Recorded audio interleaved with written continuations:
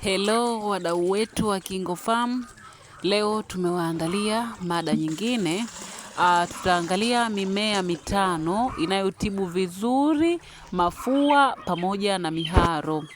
Miharo tunaoizungumzia hapa ni miharo ambao huwa inakuwa inaashiria magonjwa mbalimbali. Kuna muharo unaoashiria coccidiosis, huu ni muharo mwekundu au ule wa damu.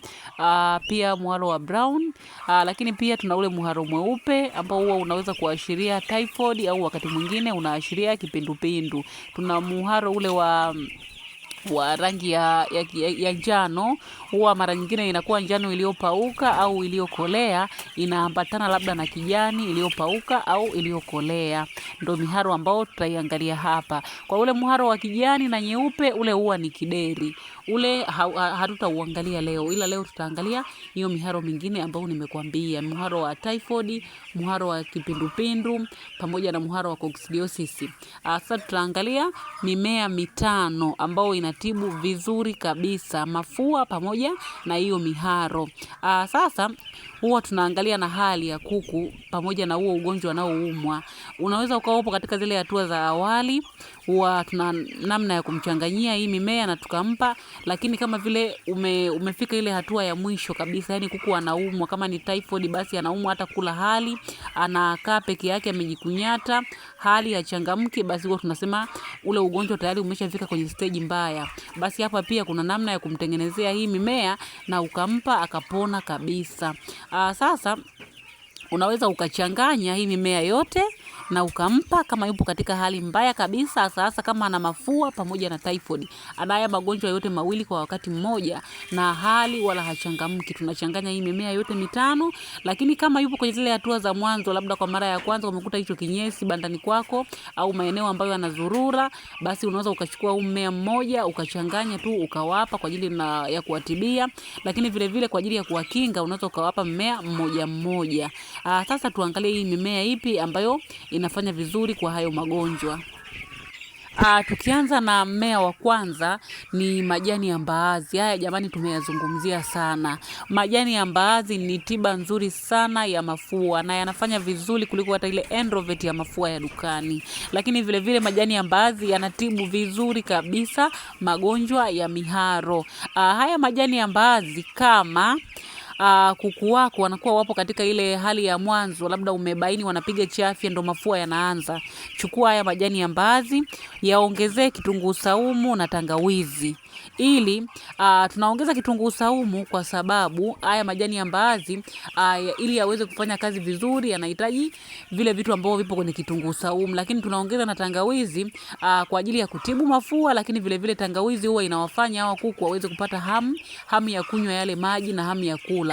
Ndio maana tunaongeza vitu kama hivyo, lakini tiba kuu hapa ni yale majani ya mbaazi. Hakikisha unaweka majani ya mbaazi, unaongeza kitunguu saumu na tangawizi, unawapa kuku wako wale ambao wana mafua au umewagundua kwa mara ya kwanza ndo wanapiga chafya, basi ukiwapa hivyo hayo majani huwa yana uwezo mkubwa sana wa kuponyesha mafua pamoja na miharo kama wanakuwa na miharo mbalimbali. Sasa ule muharo mweupe ukiweka huu mchanganyo wenye majani ya mbaazi huwa unatibu vizuri kabisa.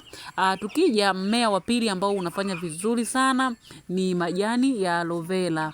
Aloe vera inafanya vizuri sana kwenye mafua, lakini vile vile kwenye miharo. Ila mara nyingi ukiweka aloe vera kama aloe vera, kuku huwa wanachelewa sana kupona.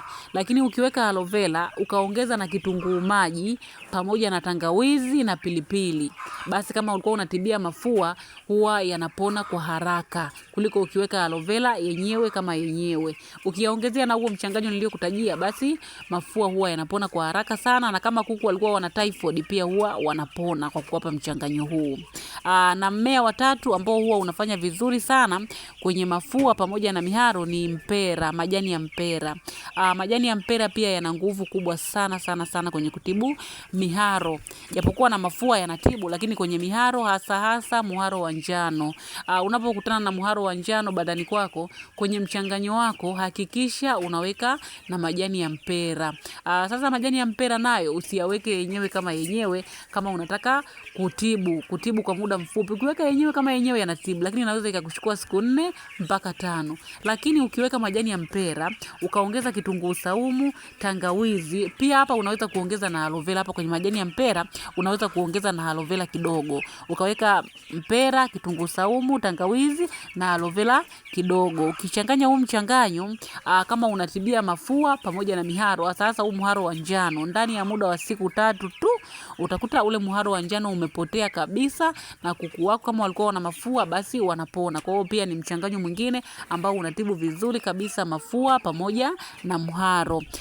Mmea wa 4 ambao unafanya vizuri kwenye mafua na miharo ni mwarobaini.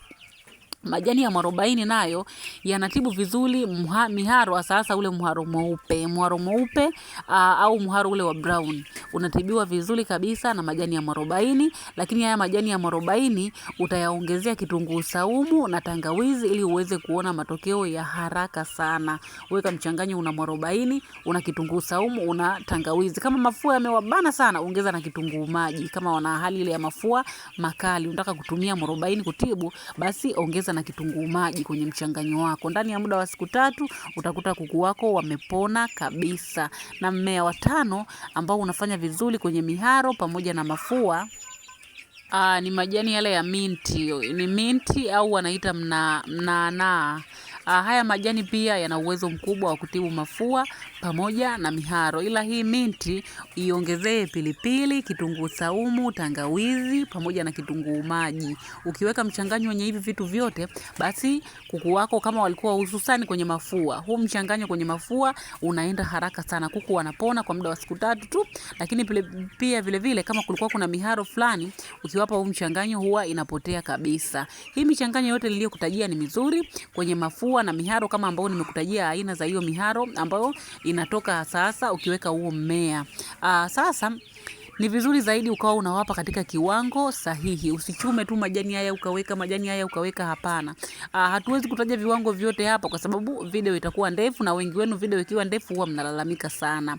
Kwa hiyo tunakushauri ununue kitabu chetu cha tiba za asili ili uweze kuona vipimo sahihi vya hii mimea ambayo nimekutajia, vipimo vyake sahihi vikoje kwenye maji.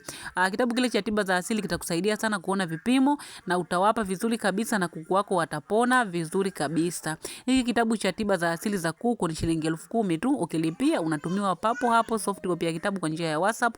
Unasoma na unatengeneza tiba yako, unawapa vizuri kabisa. Pia kuna chanjo kwenye kile kitabu. Kuna zile chanjo au kinga za asili zipo. Utakuwa unatengeneza nazo unawapa. Usisubiri mpaka kuku waumwe magonjwa haya, basi utakuwa unawahi kumkinga kwa kutumia mimea mbalimbali. Kuna vipimo kwa ajili ya kuwachanja na kuna vipimo kwa ajili ya kuwatibu kuku hawa.